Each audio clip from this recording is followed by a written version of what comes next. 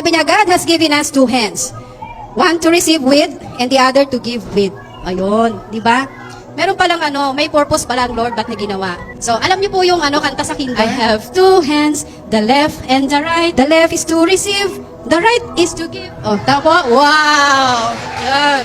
Huwag kang receive ng receive. Di ba? Baka tanggalin ni Lord yung right mo. Hindi po niya sinabi yung left receive, yung right pocket. Wala. Kasi mo lagi ko pang napapansin yan sa exhortation, lagi kong naririnig yung problema kung bakit hindi makapagbigay. Because of Judith and Jonah. Pero hindi natin dapat, yun ang minamagnify natin. Kasi, may Panginoon tayo eh. Di ba? Anak tayo ng Diyos and we are tagapagmana. Kung kine-claim po natin yan sa buhay natin, we will never lack of anything. But when we put, or when we set aside the tithes or 10% of our income, hindi ka na niya pagkukulangin. Bagkus, meron siyang gagamiting mga tao na ma-provide kung ano yung pangangailangan. Sabi nga, alalahanin natin ang pagbibigay ay isang pagpapala, hindi burden.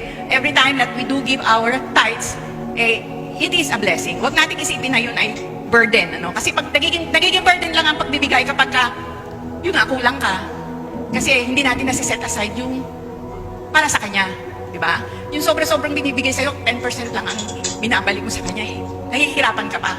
But God made a way. God provided. God will always provide. Hindi lang yung mga pangangailangan natin, ganyan din yung mga dinedesire ng puso natin.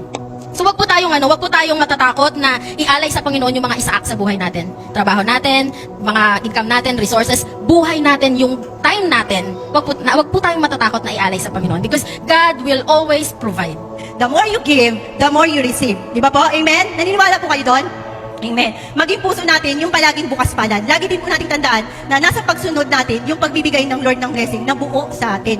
Di ba po? Buo yung pagpapala na ibibigay ng Lord. Gusto niyo po ba yun? Yung pag naghingi ka kay Lord, buo niya po ibibigay sa'yo. Hindi yung pakunti-kunti, hindi yung bitin-bitin. Di ba po? Minsan, kaya hindi buo yung blessing ng Diyos kasi hindi rin po buo yung pagsunod natin. So sa pagbibigay mo, dapat honest ka. Dapat righteous ka. Kasi dapat hindi ka magnanakaw kung ano man yung para sa Panginoon. Kasi hindi talaga kailangan ng Diyos yan. Pero gagamitin yan sa kingdom ng ating Panginoon. Di ba? We are created to do good works. We are created to be rivers, to be channels of blessings and not just blessing, na ma-bless lang tayo na matawag ka lang na blessed. So hayaan niyo po yan, kung naririnig niyo yung Holy Spirit ngayon, huwag po kayong malimitihan sa 10%. Ibigay niyo po yan. So, sabi doon generously, ano po bang kaakibat ng generously? Dapat I think willingness, di ba? Pag nagbigay tayo sa Panginoon, dapat we are willing to give. Mahal mo talaga ang Lord. Tignan niyo yung sobre niyo ngayon, yung hawak-hawak ng sobre.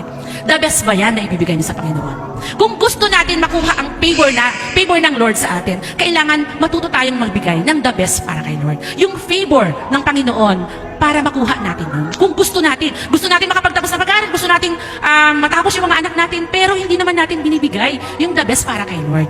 Diba? And this time, this is a reminder again. Diba? Lord, mahal kita. Sabihin po na nga natin, Lord, mahal kita. But the question is, yung laman po ba ng sobre natin ay the best para kay Lord? Kailangan dyan, sabi nga dyan, see, I will not throw open the floodgates of heaven and pour out so much. Pag sinabing much, plural, marami. Pakisilip yung sobre nyo, plural ba yung laman? Pero tandaan po natin, sumusunod po tayo sa utos. Hindi po tayo ang nagbibigay sa Panginoon. Ang Panginoon po ang nagbibigay sa akin. Sa atin. Yan. Pag ikaw naman ay kuripot, stingy means kuripot. Sinong kuripot dito? Kuripot ka naman, lagi kang nasa losing side. Kapag ikaw po ay nagbibigay, lagi kang nasa winning side. So, every time when a person is generous, you are actually enriching your soul.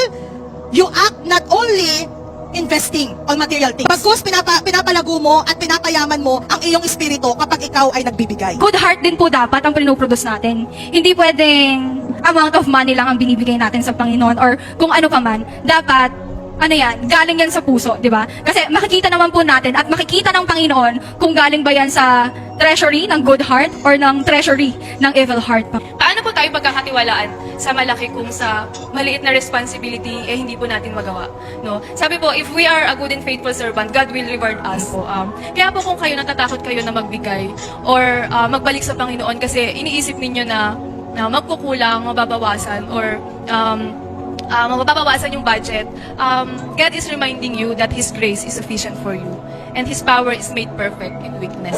At istandaan din po natin na it is not about how much we give, but how much love we put into giving.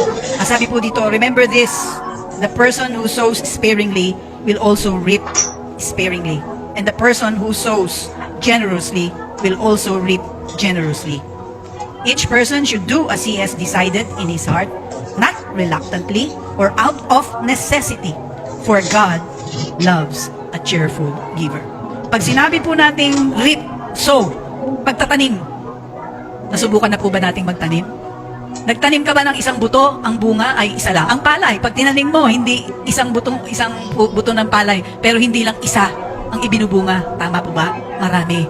Kaya pero sabi, kung mas marami ang itatanim mo, mas marami kang aanihin. Alam ko po, tuwing araw ng linggo, tayo nag-exhort for giving. Pero let us sow according to God's will. No? Just like na sinabi ko po kanina, we are not like Dead Sea. We are not designed to be a Dead Sea. When God gave us blessings or kapag umuulan, pinapaulanan ka ng Panginoon ng pagpapala, we ought to return or give a portion of it sa ating Panginoon. Hindi naman niya kinukuha lahat, no? Bahagi lang yung kinukuha ang bahagi lang yung binibigay natin sa ating Panginoon. Dahil kapag hindi ka nagbigay, amin mo nga yung katabi mo. Mabaho ba siya? Ayan, namamaho daw tayo. Sabing ganyan, kapag ikaw binibless ka ni Lord sa lahat ng aspeto, sabi nga niyan in all occasion, di ba? Sabi nga nun, in all occasion, kasi gagamitin ni Lord lahat ng bahagi na yon para sa kanyang glory. So, now that we are given this opportunity, mind you po, this is an opportunity. Pribilehyo po ang pagbibigay kay Lord. Only those who have intimacy or relationship with the Lord ang katanggap-tanggap ng pagbibigay. Kahit po maghulog tayo dito ng 10,000, 20,000, 50,000, kahit 1,000,000 pa. Kung wala tayong relationship kay Lord, wala. Kasi sabing ganyan, ano po ang kailangan bumalik dito? Mag-glorify si Lord at maipapahayag ang gospel niya. So when we give, it is also about Christ's life, death, and resurrection. Kung natin kakalimutan yon, that it is part of the gospel.